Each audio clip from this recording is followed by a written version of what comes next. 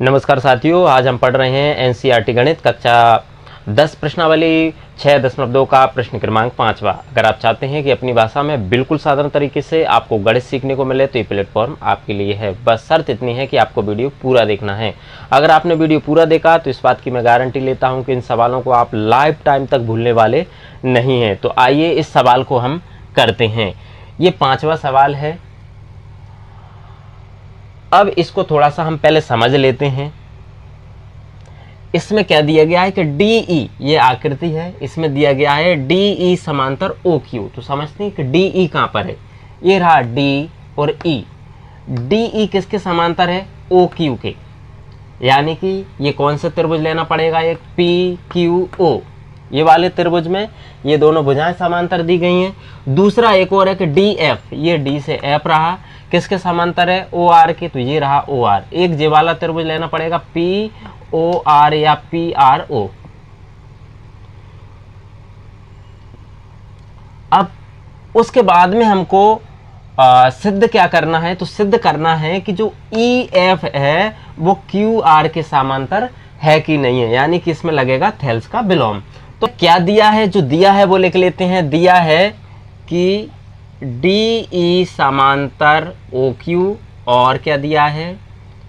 और दिया है DF समांतर OR। ये हमको सवाल में दिया गया है। सिद्ध क्या करना है? हमको सिद्ध करना है कि EF समांतर QR के है कि नहीं है। ये हमको, ये वाली भुजा EF ये QR के समांतर है कि नहीं है, ये हमको सिद्ध करना है।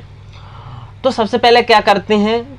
ये दिया गया है DE समांतर OQ, यानी कि DE समांतर किसके है? O से Q के है, इसलिए ये वाला त्रिभुज लेंगे PQO। तो लेंगे यहाँ पर त्रिभुज PQO में क्या है? DE समांतर OQ दिया गया है। हमने थेल्स प्रमेय में समझा है कि जब एक भुजा के समांतर दूसरी एक और भुजा खींची जाए तो जो शेष दो अन्य भुजाएं समान अनुपात में विभाजित होती हैं।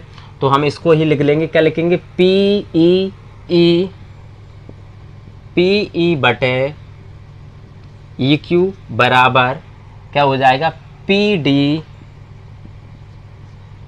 बटे DO। ये इसको दे देंगे समीकरण 1। ये कहां से आया? थेल्स प्रमेय से। थेल्स प्रमेय से।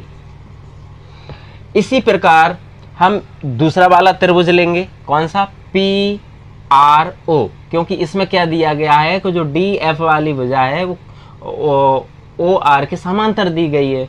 तो अब इसको त्रिभुज ले लेते हैं। त्रिभुज PRO में क्या दिया गया है? PRO में कि DF समांतर दी गई है OR के। जब एक भुजा दूसरी भुजा के समांतर है तो शेष अन्य भुजाएं समान अनुपात में विभाजित होती हैं, तो इसको ये लिख लेंगे। तो लिखते हैं PF समांतर FR बराबर, ये लिख देंगे PD बटे DO।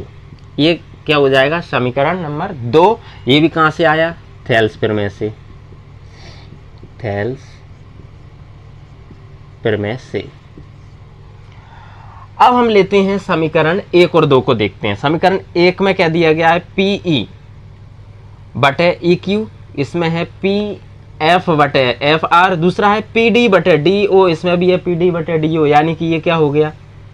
ये कॉमन है दोनों में। तो हम लिखेंगे समीकरण 1 और 2 से।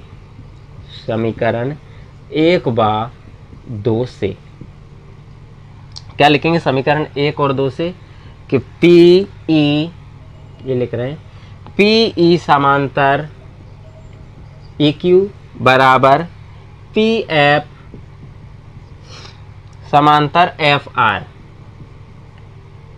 अब इसको चेक करते हैं। PE कहां पर है? PE ये रहा PE बटे में क्या हो गया? EQ, यानी ये वाली भुजा इसके अनुपात में आ गई।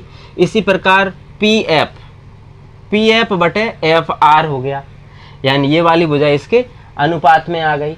जब भुजाएं थेल्स का विलोम क्या कहती है, अनुपात में होंगी, तो ये वाली भुजा इसके क्या होगी, समांतर होगी। तो हम यहाँ पर ही लिख देंगे, क्या लिखेंगे कि ई एफ समांतर क्यू आर है। कहाँ से, कैसे, थेल्स के विलोम से, थेल्स के विलोम से। यही हमको सिद्ध करना था। आप चाहें तो इसका स्क्रीनशॉट ले सकते हैं। उम्मीद करते हैं कि सवाल आपको समझ में आया होगा। अगर आपको समझ में आए तो इस आइकन पर क्लिक करके चैनल को सब्सक्राइब कीजिए, बेल आइकन का बटन जरूर दबाइए, और अगर वीडियो पसंद आए तो उसको लाइक शेयर कमेंट जरूर कीजिए। बहुत बहुत धन्यवाद।